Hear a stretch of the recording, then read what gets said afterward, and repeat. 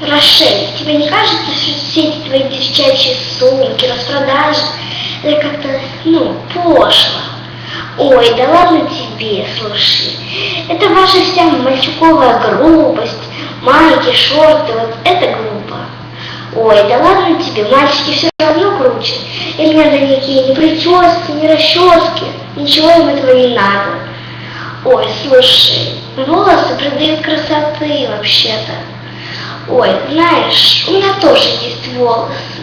Да где же расчесательница? Кстати, как тебе моя новая прическа? Пошленько. Что?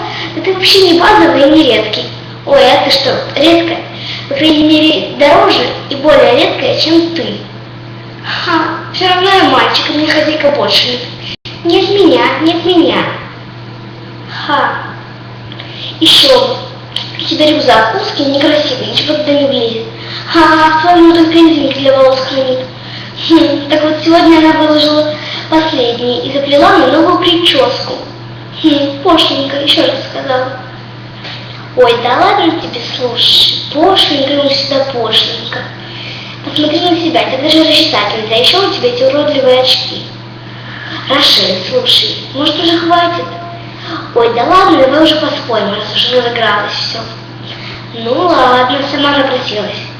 У тебя аксессуаров меньше. У тебя очки и сумка, а у меня дневник, сумка и питомник. Ладно. Я не базовый, но я мальчик, и я редкий. Ха, свинглаз, да их можно в любую копию купить, точнее вас. Что? С кем ты меня сравнила? Я не твоя сестра из свинглаз. Смей наговаривать на Рошель свинглаз. Все-таки родственник. Это я еще подумаю. Ну ладно, Фойтик.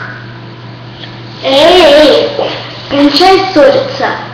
Это мы еще посмотрим, кто здесь лучше, мальчики или девочки.